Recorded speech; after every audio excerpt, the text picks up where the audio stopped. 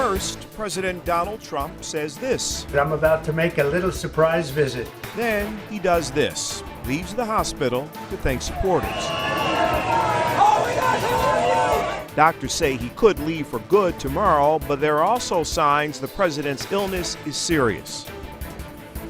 Good evening, I'm Jim Williams. In his new video, the president says he's learned a lot about COVID-19. He adds, quote, "I get it." As CBS News Skyler Henry reports, the White House physician says the president's blood oxygen level dropped to concerning levels twice in recent days. Wearing a mask, President Trump drove past supporters gathered in front of Walter Reed Medical Center. I'm not telling anybody but you. He teased the surprise visit on Twitter and suggested he's learned a lot about COVID-19. I learned it by really going to school. This is the real school. This isn't the let's read the book school.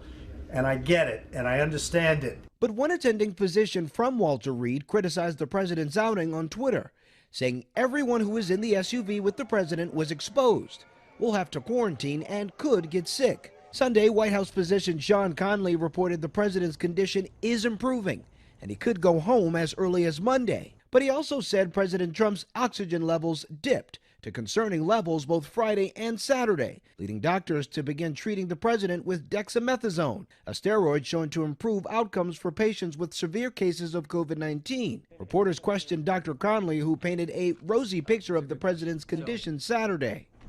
I was trying to reflect the upbeat attitude that the team, the president, that his course of illness has had. Democratic Senator Chuck Schumer called on the president to be fully transparent about his health as a matter of national security. When it comes to something as vital as this, the health of the president, the health of the people around him, we need to know the whole truth and nothing but the truth.